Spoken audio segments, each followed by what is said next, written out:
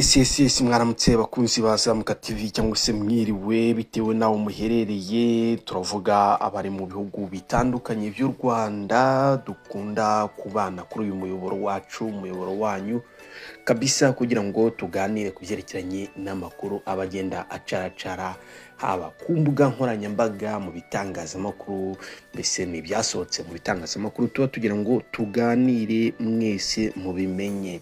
Icyo tubikorera abakunzi ba Zamuka TV mbere yuko twanshina cyangwa tukabigeramo, nuko tuba dutekereza ko hari abantu biriwe mu mirimo, abantu bavuye mu mirimo bananiwe bakaryama cyangwa se bari kugenda bakumva batabasha gusoma ibitangazamakuru bitandukanye cyangwa imbuga nkoranyambaga. Twe icyo tukora ni ukubakusanyiriza ayo makuru yabaye trend cyangwa yavuzwe cyane, ubundi tukayabazana hano ku muyoboro wanyu wa Zamuka TV, tukayababwira mu magambo mukayumva, kuko nibyo byoroshye kuruta gusoma cyangwa se kwicara ugasoma ibyo byose byatambutse aho hose cyangwa se gusacinga ngo ube wabibona. So ngaho nguko nicyo tuyikorera rero, ni nayo mpamvu tubasaba gukora subscribe, like, share ndetse na comment kugira ngo ibintu bijye bikomeza kugenda neza. Mu makuru turi bagezeho noneho nayarebana n'ibi ngibi bikurikira mu ncamake, turabwira ko Perezida wa Repubulika ubu ngubu ari kwa Dumbuya. Ari kwa Dumbuya kabisa, yagiye mu ruzinduko rw'akazi. Turongera tubabwire ko hari umusirikare umwe rukumbi, umwera wa mbere winjiye muri RDF. Turaje tubabwire byinshi cyangwa se bike ku by'umusirikare w'umwera cyangwa se w'umuzungu winjiye muri RDF kabisa. Ibyo nabyo turabibabwiraho, tuje kubabwira ku byerekeranye n'impanuka cyangwa se n'urupfu rw'umwarimu wigishaga imodoka uzwi cyane mu Rwanda, mwarimu Clement.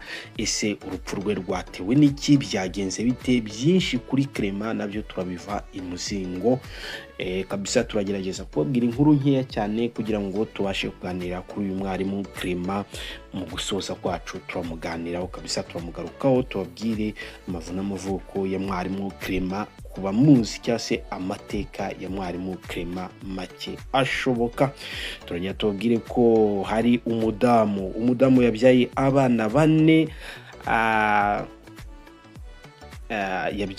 abana bane, abasaranganya amazina ya Raila Odinga kabisa, abita amazina ya Raila Odinga. Uwo mudamu nawe turareba uwo ari we, aho aherereye.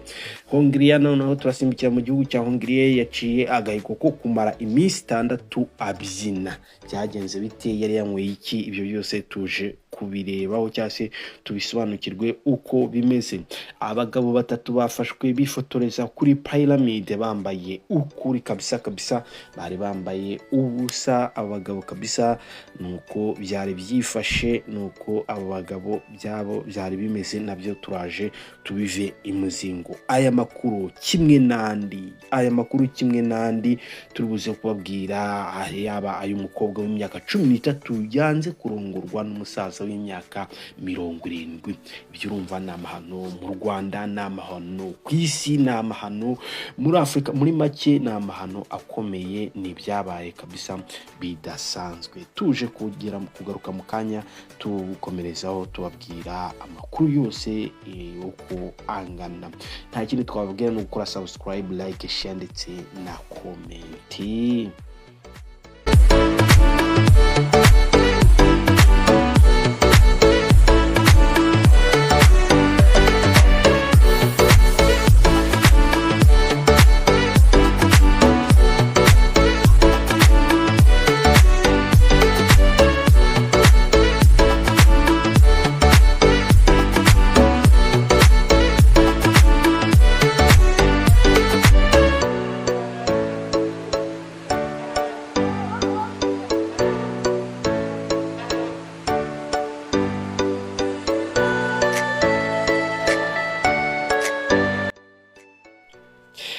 Yes, murakoze cyane, mukomeje kumererwa neza abakunzi bazamuka TV. Reka twanshene twiruka tureba amakuru ari kuvugwa kabisa, amakuru ari kuvugwa kuri izi mbuga nkoranyambaga kabisa. Hari mu masaha ya saa 8 inkuru ya mbere ivuga ko perezida wa Repubulika yageze muri Guinea Conakry. Ni perezida wa Repubulika y'u Rwanda Paul Kagame kuri uyu wa 11 Ugushyingo 2025 yatangiye uruzinduko rw'akazi rw'iminsi 2 muri Guinea Conakry. Biteganijwe ko Perezida Kagame na Mamadou Doumbouya wa Guinea batangiza umushinga munini wo gucukura amabuye y'agaciro ya fer wa Simandou Iron Ore Project. Ibirombe bya Simandou biherereye mu majyepfo y'uburasirazuba bwa Guinea nibyo bibitse amabuye y'agaciro ya fer menshi ku isi. Abahanga bagaragaza ko harimo apimye toni ziri hagati ya miliyari 3.4. Biteganijwe ko ubwo umushinga wo gucukura ayo mabuye y'agaciro uzaba wuzuye mu 2030, ku buryo mu misozi ya Simandou hazajya hacukurwa toni zigera kuri miliyoni 120 za fer ku mwaka. Ngayo nguko kabisa. Ariko ku wa 12 Gushyingo kandi ndavuga uyu munsi, Perezida Paul Kagame na Doumbouya baratangiza ku mugaragaro inama nyafurika ya TAS, Transform Africa Summit, iganirwaho uko iterambere rya Afrika rya kwihutishwa. Ngayo nguko kabisa nuko bimeze ku makuru ari kuvugwa hano mu Rwanda.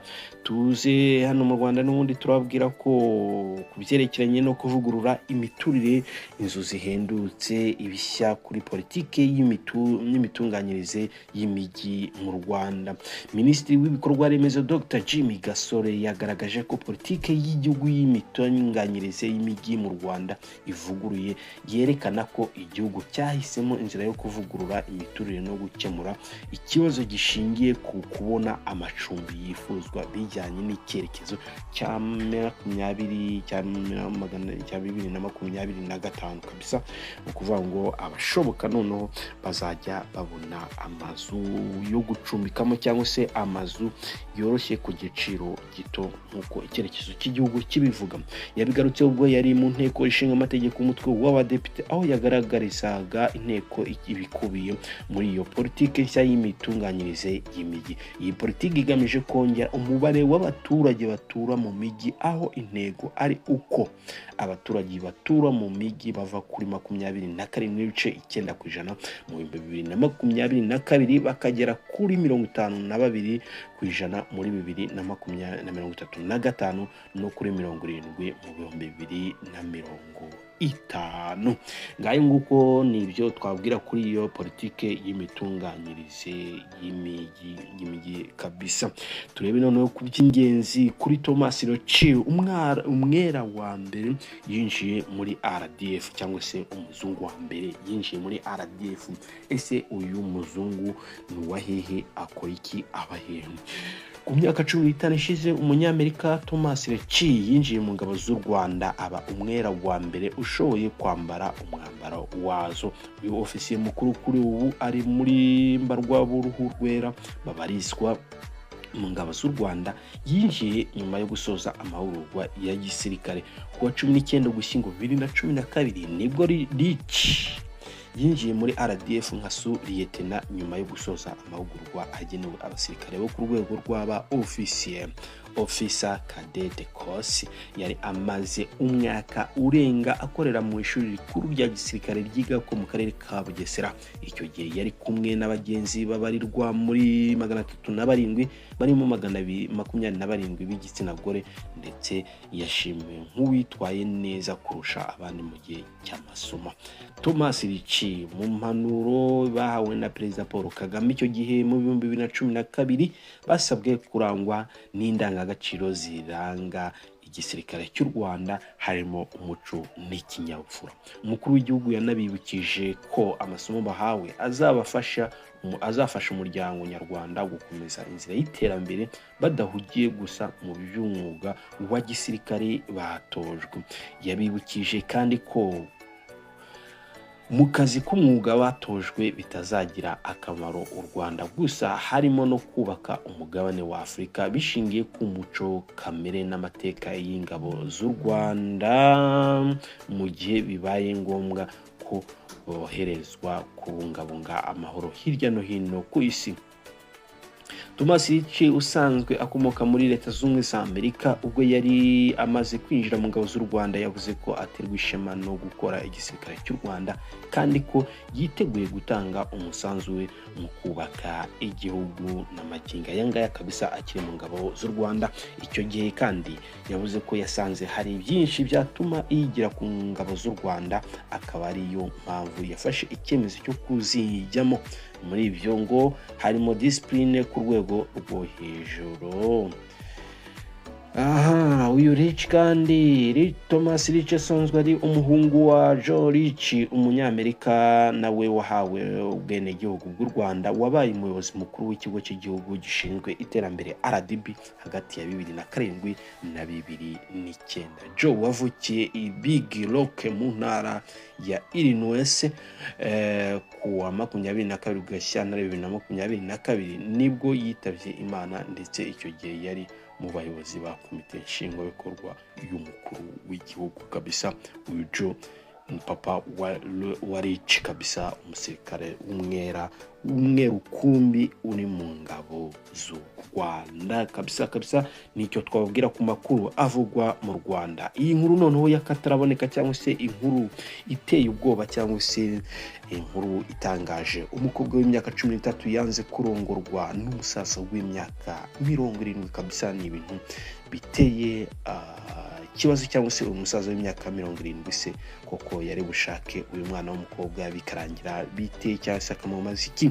Umukobwa w'imyaka 13 y'amavuko mu karere ka Bor muri Sudani y'Epfo yakijijwe gushyingirwa ku gahato ku mugabo w'imyaka 70 nyuma y'uko nyina amenye ibyari bigiye kumubaho, maze agahita asaba ubufasha mu itsinda ry'abagore rirengera uburenganzira bwabo. Uwo mukobwa witwa Nosha ngo yumvise basekuru be baganira ku migambi yo kumushingira uwo musaza mu buryo bwo guhana inka. Icyo gihe Nosha yabaga kwa nyirakuru mu cyaro, mu gihe nyina yakoraga mu mujyi wa Juba.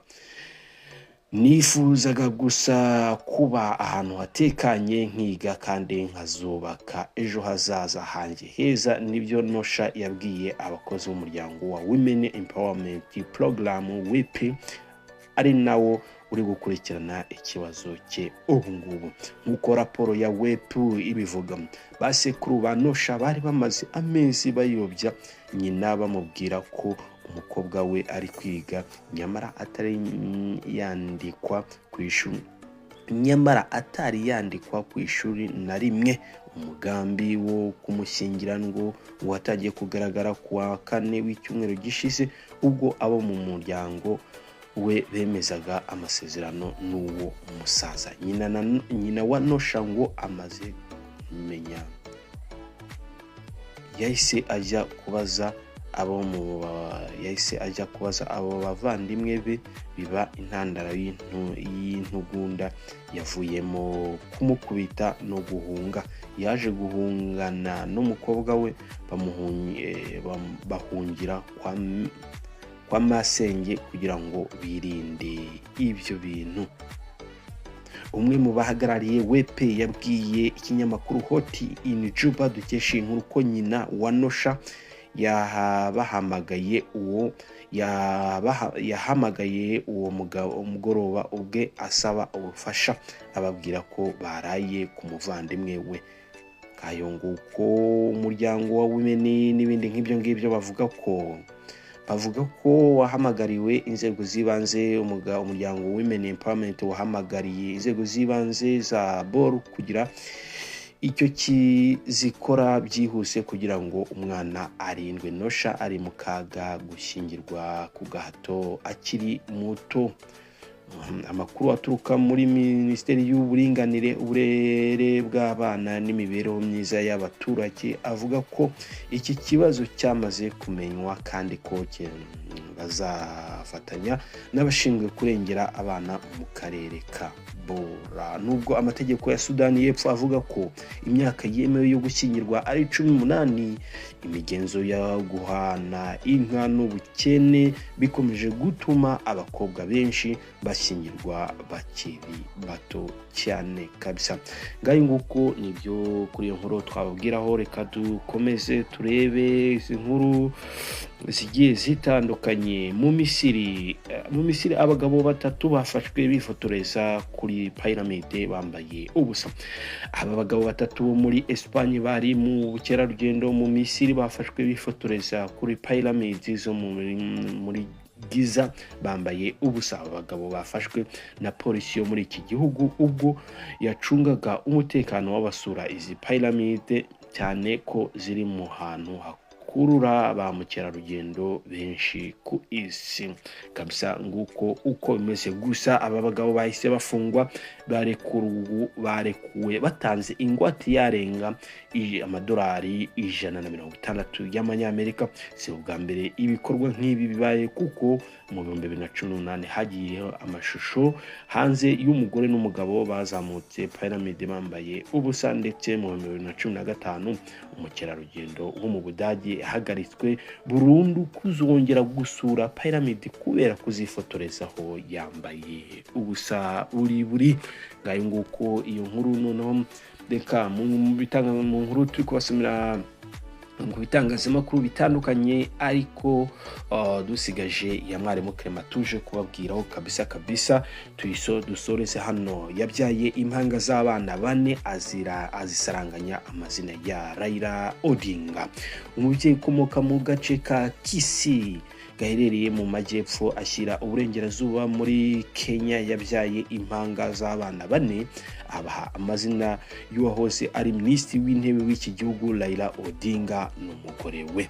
Aba bana 4 ba Veni Nyanchoka ni abahungu 3 yahaye amazina ya Raila Odinga, n'umukobwa umwe yahaye amazina y'umugore wa Odinga. Mu bahungu 3 umwe yitwa Raila, undi akitwa Amola, mu gihe umuvandimwe wabo yitwa Odinga.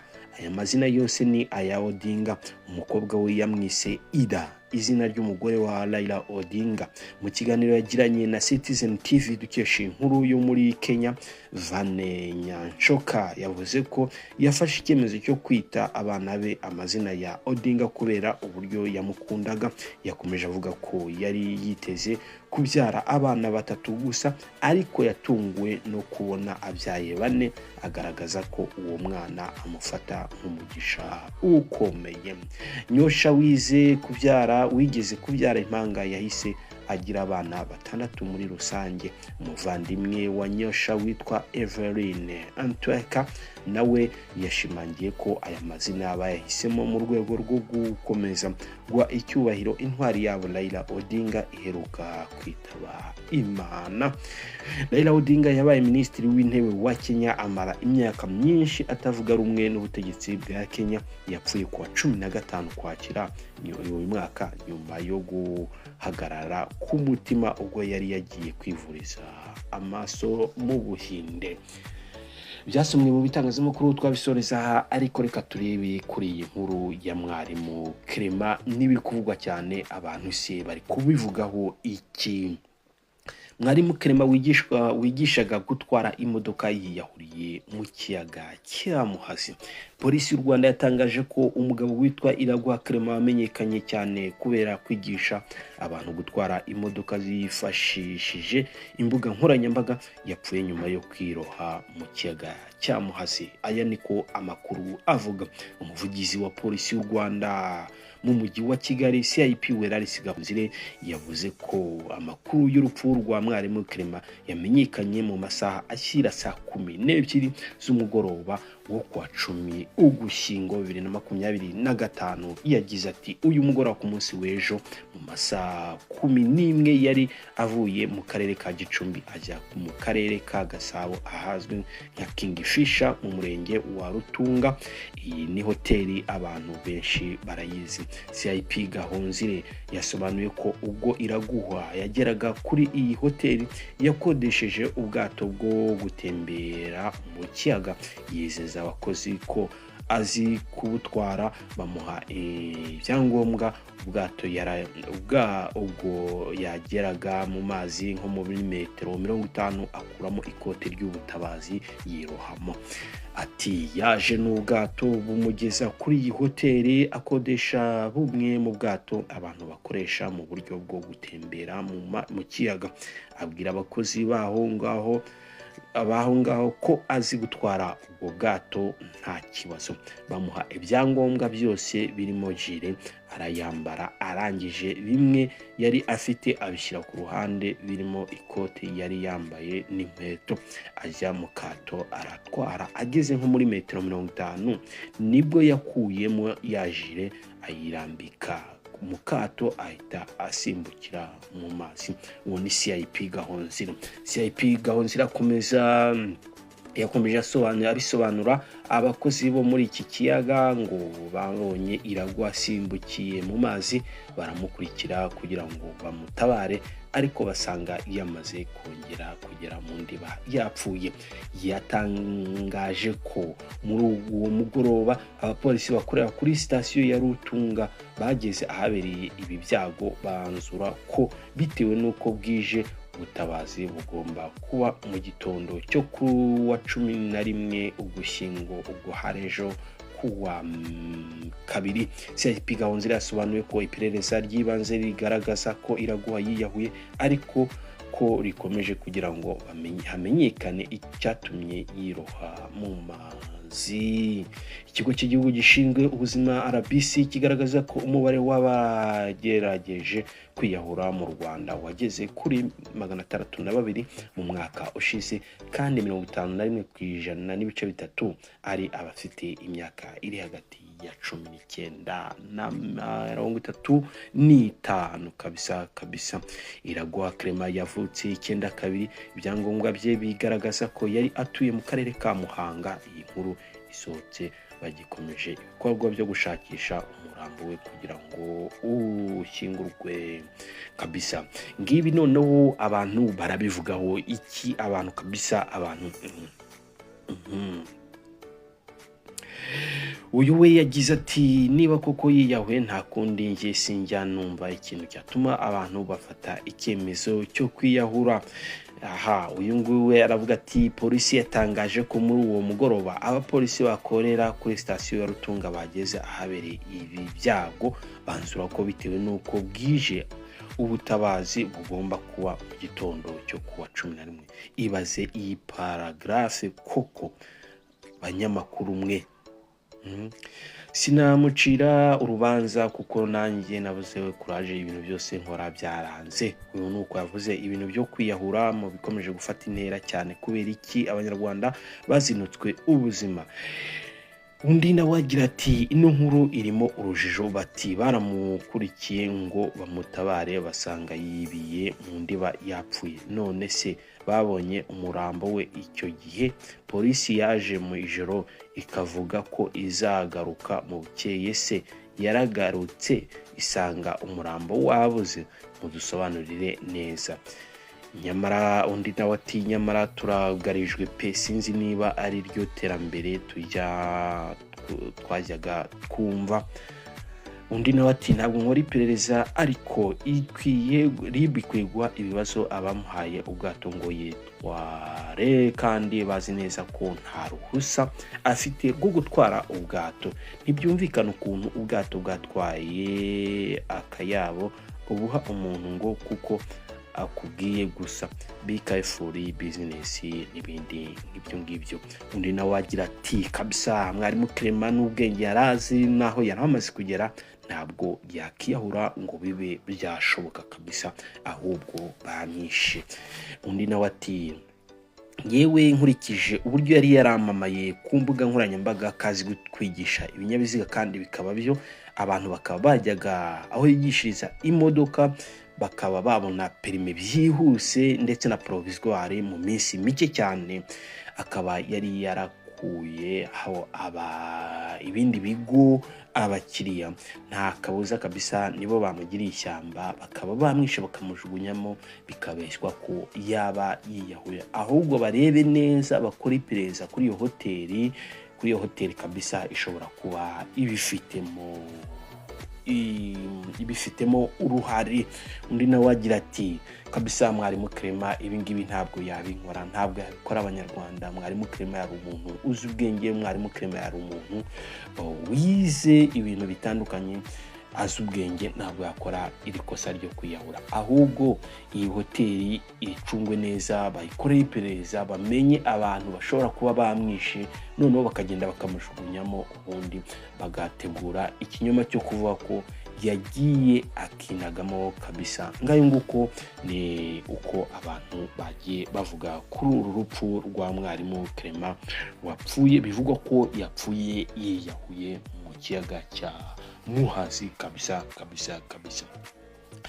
Mu ncamake Mwarimu Clement kabisa abamuzi bavuga ko Mwarimu Clement yize muri kaminuza y'u Rwanda ishami rya Rukara, yigamo ibyerekeranye n'igifaransa n'igiswahili kabisa ndetse na education. Ngubu yari umwarimu, yaba yarakwiye kuba umwarimu gusa yaje gufata uwo mwuga w'ubwarimu ntiyawukora, ahita yinjira mu byo kwigisha gutwara ibinyabiziga. Kwigisha gutwara ibinyabiziga yabitangiriye aho ngaho i Rukara mu karere ka Kayonza mu murenge wa Gahini, aho yatangiye yiga gutwara moto, arabimenya, yiga gutwara imodoka. Harimo umwarimu wamwigishije witwa Kanyeshyamba kabisa. Kanyeshyamba niwe wamwigishije. Clement amenya gutwara ibinyabiziga gutyo, abona perime, amaze kuzibona atangira gutwarira muri iyo ngiyo kwa Nyirishyamba, niba ari Nyirishyamba, niba ari Kanyeshyamba gutyo kabisa, atwara ibinyabiziga. Nyuma yaje gusoza kaminuza, aragenda ajya mu mujyi wa Kigali, agerageza gushaka akavatiri kigisha gutwara. Nibwo yatangiye kwigisha gutwara, abantu baramuyoboka kubera ubuhanga yarazi mu kwigisha gutwara ikinyabiziga. Umuntu yamaraga iminsi 3 cyangwa icyumweru akaba afite perime yo gutwara y'icyiciro cya mbere A cyangwa se B. Nyuma ubwo ngubwo yakomeje gutyo kwigisha abantu, nibwo agize gutya yitaba Imana, bivugwa ko yaba yiyahuye. Ngayo nguko rero amateka make ya Mwarimu Clement nayo ngayo twaba tubabwiye, andi tuzayabashakira tuzabagezaho mu kiganiro cyacu gitaha. Murakoze cyane bakunze bazamuka TV. Rero ya gahunda nta yindi ni ukora subscribe, like, share ndetse na comment kugira ngo tujye duhora tubana iminsi yose. Ciao.